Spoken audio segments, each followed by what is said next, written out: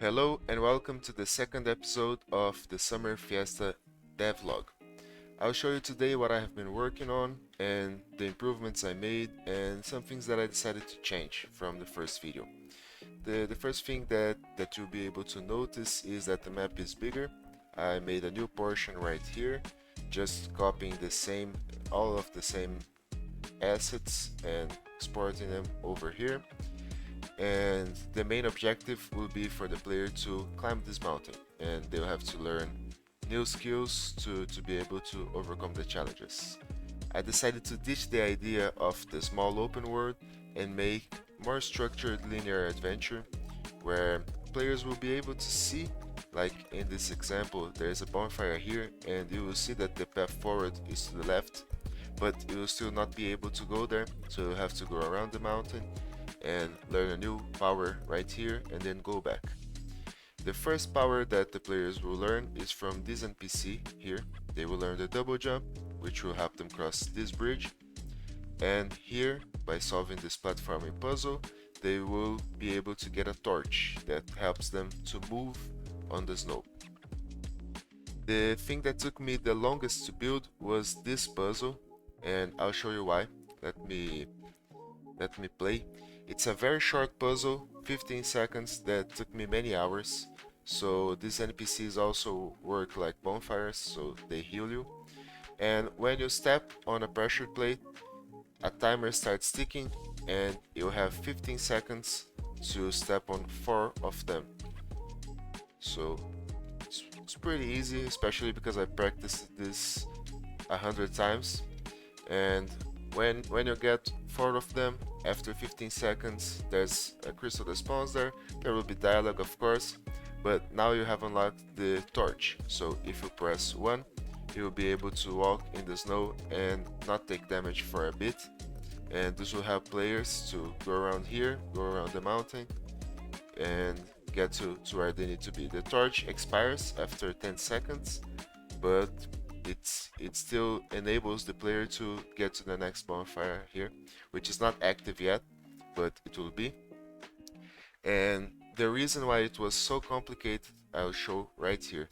So this is a big spaghetti monster, and I wouldn't really recommend that you try to copy this, but at least this is a foundation to make maybe more intricate puzzles in the future. I don't know how many puzzles more I'll make for this game, but I can use the same structure.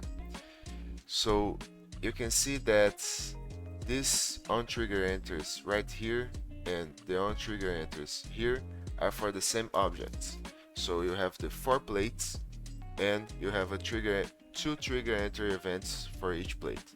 So on plate 1, when you enter the trigger, you check if it's a player and you set this variable here to 1. As you can see to the side, we have 5 variables. 1 is to record if the puzzle started, so that the 15-second tick starts, the timer. And then you have, actually we have this count variable, which I'm not using anymore. And then we have 4 more, 1 for each plate. So you step on the plate, it gets to 1. So it records that that plate is already stepped on. And to this side, you have four nodes, for code snips that basically make the same thing.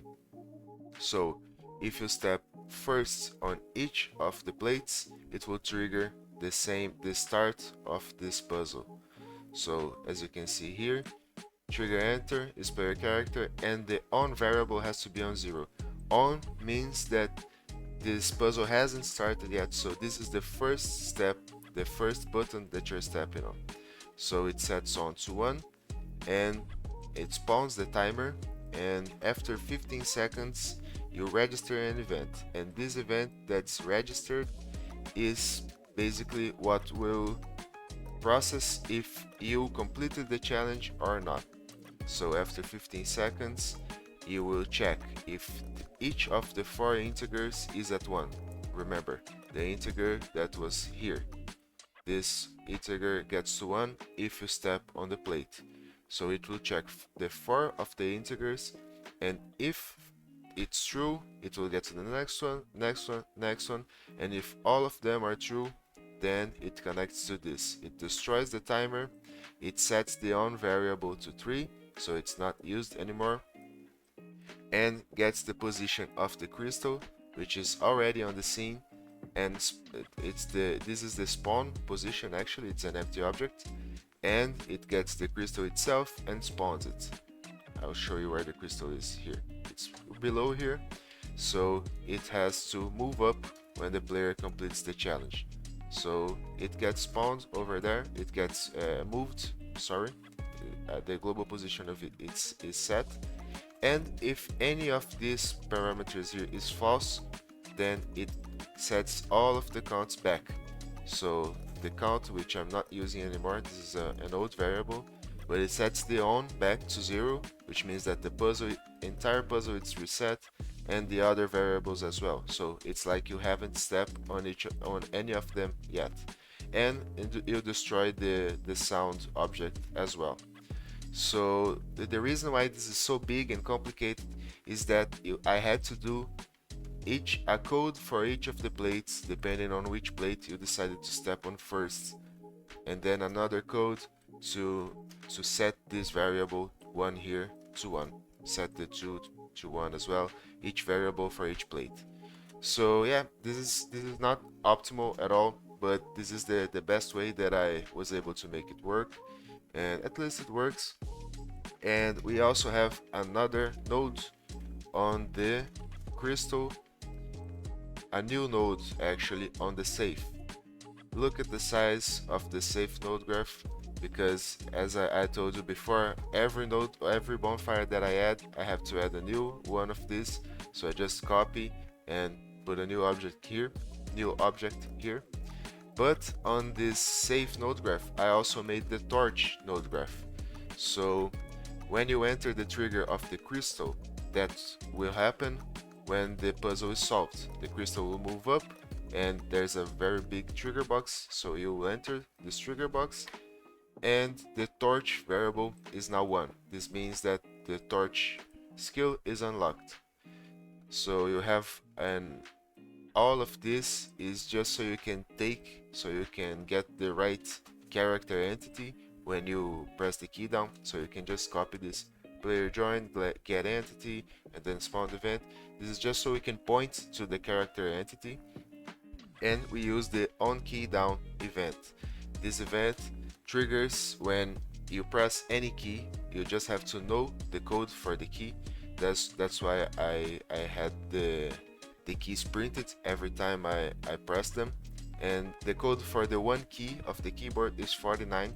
So when you press 1, this code continues, and then if torch is enabled, if the integer is 1, then it continues. Then we have the safe variable. What does this mean? This means that the player is by a bonfire or by another character. So this is the only way that you can get the torch to work, if you are by a bonfire or by an NPC, right? And the last one is torch equip, which is a new variable that I set here, just so I can tell the game that the torch is equipped or not. So it's 0 by default, and when you press the button, it gets to 1. Then we use the equip tool and equip the torch, which is, let me find it here. The torch is a melee weapon. I set the behavior here with a crystal up there. You can't really see it because of the light symbol is so big, but there's also a fire effect and a light. So it looks like a fire from the bonfire, right?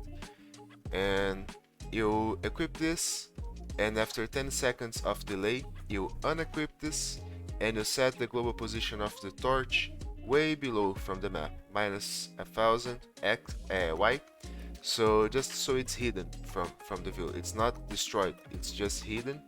And then we set the torch equip back to 0.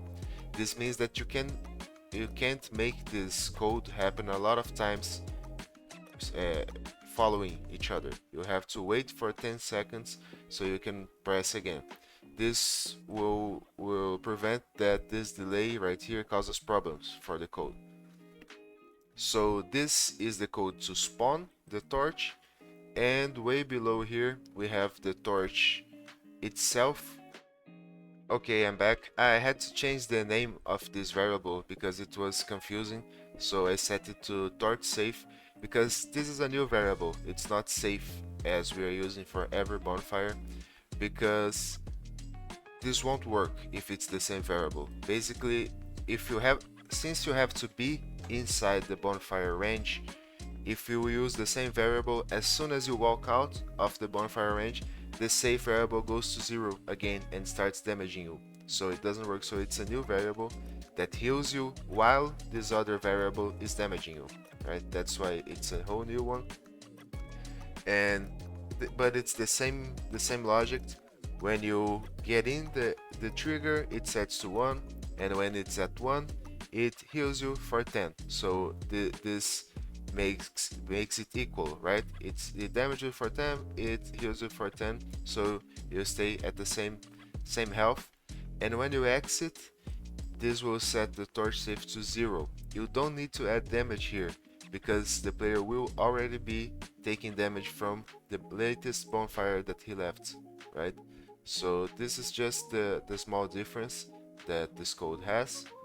And yeah, it's a bit complicated. I know that this puzzle node graph right here was a bit too much, but I was already into deep. I had to make it work somehow, and this is the way that it works. So now at least I can move on, and I'll start making the mountain now. Probably have a puzzle inside the mountain, something like that, and then keep climbing. I still want to add these 3 NPCs. So basically, we'll probably have a new NPC inside the mountain and 2 more towards the summit, and then the game will be over. So that's all for today. If you have any questions, any suggestions, please, if you think you can make this code better, I'm sure there are a lot of people that can. You can please talk to me on Discord or on the comments, and I'll see you on the next video.